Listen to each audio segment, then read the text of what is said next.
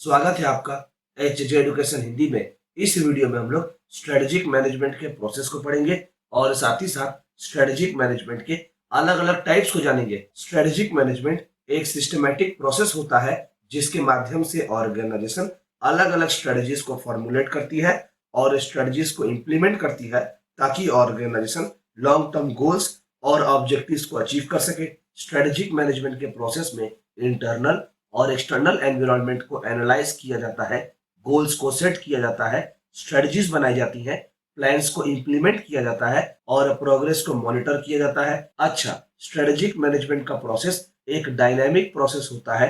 Strategic management का process organisation को complexity, uncertainty और चेंजेस के साथ एडजस्ट करने में हेल्प करता है और ऑर्गेनाइजेशन को कंपटीशन में बने रहने में हेल्प करता है। यहाँ एक बात कहना जरूरी हो जाता है कि समय समय पर स्ट्रेटेजिक मैनेजमेंट का प्रोसेस को रिव्यू करना चाहिए ताकि प्रोसेस आउटडेटेड ना हो और समय के साथ रेलिवेंट रहे। स्ट्रेटेजिक मैनेजमेंट का प्रोसेस को फॉलोइंग स्टेप्स में बांटा जा सकता है। पहला स्टेप है analysis of environment. Strategic management का प्रोसेस एनवायरनमेंट का एनालिसिस से स्टार्ट होता है जिसमें ऑर्गेनाइजेशन के परफॉर्मेंस को इम्पैक्ट करने वाले इंटरनल और एक्सटर्नल फैक्टर्स का असेसमेंट परफॉर्म किया जाता है। इंटरनल फैक्टर्स का एनालिसिस परफॉर्म करते समय ऑर्गेनाइजेशन का स्ट्रेंथ, वीकनेस, रिसोर्स कैपेबिलिटीज का एनालिसिस परफॉर्म किया जाता है। वहीं दूसरी ओर एक्सटर्नल फैक्टर्स का एनालिसिस परफॉर्म करते समय मार्केट डायनामिक्स, कॉम्पिटिटर्स का बिहेवियर, रेगुलेटरी चेंजेस आदि के बारे में एनालिसिस परफॉर्म किया जाता है।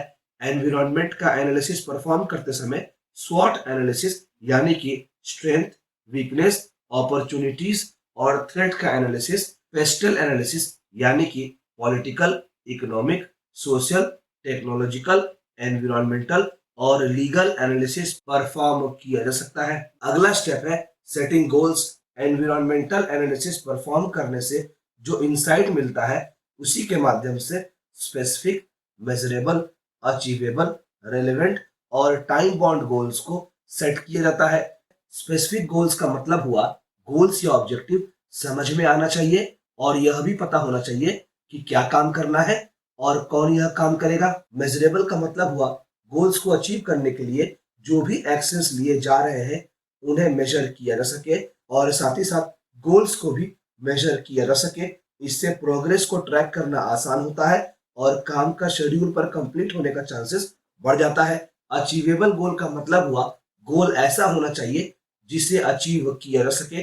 दूसरे शब्दों में गोल इम्पॉसिबल नहीं होना चाहिए। रेलेवेंट गोल का मतलब हुआ गोल ऐसा होना चाहिए जो रेलेवेंट हो, ऑर्गेनाइजेशन से जुड़ा हो। टाइम बाउंड का मतलब होता है गोल एक पर्टिकुलर टाइम पर अचीव किया जाना चाहिए। अच्छा, गोल्स या ऑब्जेक्टिव ऑर्गेनाइजेशन को एक क्लियर डायरेक्शन प्रोवाइड करता है और यह भी बताता है कि स्ट्रेटजी कितना इफेक्टिव रहा। अच्छा, गोल्स फाइनेंशियल परफॉर्मेंस से जुड़ा हो सकता है, मार्केट शेयर से रिलेटेड हो सकता है, कस्टमर सेटिस्फैक्शन, इनोवेशन, सस्टेनेबिलिटी से जुड़ा हो सकता है या ऑर्गेनाइजेशन के अलग अलग प्रायोरिटी से जुड़ा हो सकता है। अगला स्टेप है फॉर्मुलेशन ऑफ स्ट्रेटजी। इस स्टेप में अलग अलग स्ट्रेटजीज को डेवलप किया जाता है। इस स्टेज में अलग अलग स्ट्रेटजीज को डेवलप किया जाता है। यह वही स्ट्रेटजीज होते हैं जिन्हें गोल सेटिंग स्टेज में सेट किया गया है। स्ट्रेटजी बनाते समय कॉम्पिटिटिव एडवांटेज को आइडेंटिफाई किया जाता है, टारगेट मार्केट को कंसीडर किया जाता है, स्ट्रेटेजिक ऑप्शंस को चूज किया जाता है और रिसोर्सेस को इफेक्टिवली एलोकेट करने का भी प्रयास किया जाता है। अगला स्टेज है evaluation and control. Strategic management का प्रोसेस का इवैल्यूएशन और कंट्रोल बहुत एसेंशियल होता है ताकि प्रोग्रेस को मॉनिटर किया जा सके और अगर एक्टिविटीज एक्चुअल पाथ से डेविएट हो रहा है तो उसे भी आइडेंटिफाई किया जा सके और आवश्यकता पड़ने पर जरूरी एडजस्टमेंट्स परफॉर्म किया जा सके। की परफॉर्मेंस इंडिकेटर्स का प्रयोग किया जाता है ताकि यह जाना जा सके कि स्ट्रेटजीज पहले से डिफाइन किए गए टारगेट के हिसाब से काम कर रहा है कि नहीं। की परफॉर्मेंस इंडिकेटर्स उन मैट्रिसेस को कहेंगे जिसकी सहायता से प्रोग्रेस को ट्रैक किया जाता है। की परफॉर्मेंस इंडिकेटर्स मेजरेबल होता है और आमतौर पर क्वांटिफेबल होता है। फीडबैक मैकेनिज्म, रेगुलर रिव्यू और स्ट्रेटेजिक ऑडिट्स ऑर्गेनाइजेशन को हेल्प करता है ट्रैक में रहने में और बदलते सर्कमस्टेंसेस के हिसाब से ढलने में। अगला स्टेज है strategic review and adaptation. Strategic management का प्रोसेस एक कंटिन्यूअस प्रोसेस होता है और ऑर्गेनाइजेशन को चाहिए कि वे इसे रेगुलरली रिव्यू करें और इंटरनल और एक्सटर्नल फैक्टर्स के हिसाब से स्ट्रेटजीज को अडेप्ट भी करें। इसके लिए ऑर्गेनाइजेशन चाहे तो वापस एनवायरमेंटल एनालिसिस को परफॉर्म कर सकती है, गोल्स और ऑब्जेक्टिव्स को रीअसेस कर सकती है, स्ट्रेटजीज को रिफाइन कर सकती है, वापस से रिसोर्सेज को रीएलोकेट कर सकती है और ऑर्गेनाइजेशन नए डायरेक्शंस की ओर भी जा सकती है। प्रत्येक टाइप का स्ट्रेटेजिक मैनेजमेंट का अपना स्ट्रेंथ होता है, अपना वीकनेस होता है और किसी भी ऑर्गेनाइजेशन के लिए किसी भी टाइप को सेलेक्ट करने से पहले ऑर्गेनाइजेशन का कल्चर, इंडस्ट्री डायनामिक्स और कंपटीशन लेवल को भी कंसीडर किया जाता है। अलग अलग प्रकार के स्ट्रेटेजिक मैनेजमेंट के एप्लीकेशन को समझकर, कैरेक्टरिस्टिक्स को समझकर ही ऑर्गेनाइजेशन में स्ट्रेटेजिक मैनेजमेंट का प्रॉपर लाभ उठाया जा सकता है। ऑर्गेनाइजेशन से जुड़े कॉम्प्लेक्सिटी और अनसर्टेनिटी को दूर किया जा सकता है और लॉन्ग टर्म गोल्स को अचीव किया जा सकता है। आगे ऑर्गेनाइजेशन का सक्सेस के लिए स्ट्रेटेजिक मैनेजमेंट एक वाइटल एस्पेक्ट होता है। तो चलिए आगे बढ़ते हैं और अलग अलग प्रकार के स्ट्रेटेजिक मैनेजमेंट को पढ़ते हैं, या यूं कहें कि स्ट्रेटेजिक मैनेजमेंट के अलग अलग टाइप्स को पढ़ते हैं। पहला टाइप है classical strategic management. Classical strategic management hierarchical decision making process पर फोकस करता है। यहाँ पर top level executives decision making process पर फोकस करते हैं। क्लासिकल स्ट्रेटेजिक मैनेजमेंट का फोकस होता है डिटेल तरह से और प्रॉपर प्लानिंग और एनालिसिस के माध्यम से स्ट्रेटजी बनाने पर।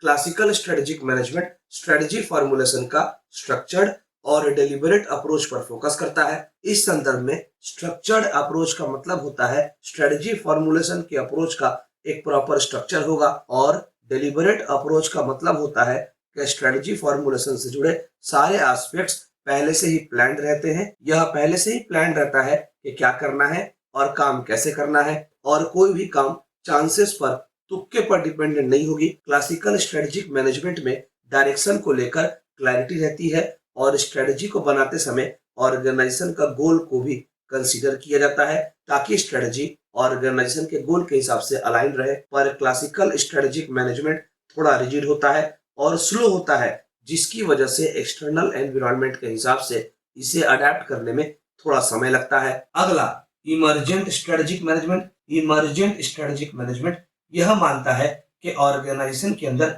इंडिविजुअल्स के इंटरेक्शन से और डिसीजन से स्ट्रेटजी ऑर्गेनिकली इमर्ज होता है।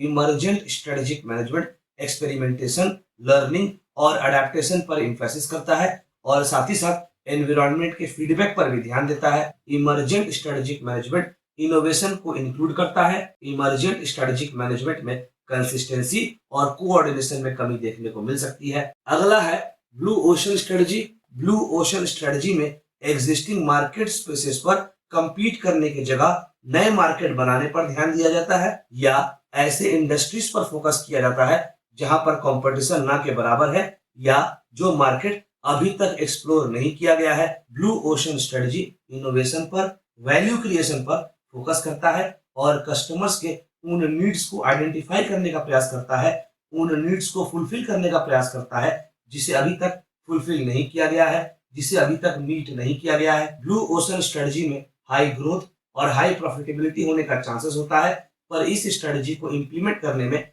ज्यादा क्रिएटिविटी और रिस्क एलिमेंट होता है। अगला स्ट्रेटेजिक प्लानिंग। स्ट्रेटेजिक प्लानिंग एक सिस्टमैटिक प्रोसेस होता है ऑर्गेनाइजेशन का डायरेक्शन को डिफाइन करने के लिए, ऑर्गेनाइजेशन में डिसीजन लेने के लिए, तय किए गए डायरेक्शन में चलने के लिए। स्ट्रेटेजिक प्लानिंग में एनवायरमेंटल स्कैनिंग परफॉर्म की जाती है, गोल्स सेट किया जाता है, स्ट्रेटजी फॉर्मुलेट की जाती है, प्लानिंग इंप्लीमेंट की जाती है और परफॉर्मेंस को मॉनिटर किया जाता है। स्ट्रेटेजिक डेवलपमेंट के लिए और ऑर्गेनाइजेशन के ऑब्जेक्टिव्स के हिसाब से रिसोर्सेज को एलोकेट करने के लिए स्ट्रेटेजिक प्लानिंग एक स्ट्रक्चर्ड अप्रोच होता है, पर स्ट्रेटेजिक प्लानिंग बहुत टाइम कंज्यूमिंग होता है और इसमें अनसर्टेनिटी की मात्रा भी प्रेजेंट रहती है।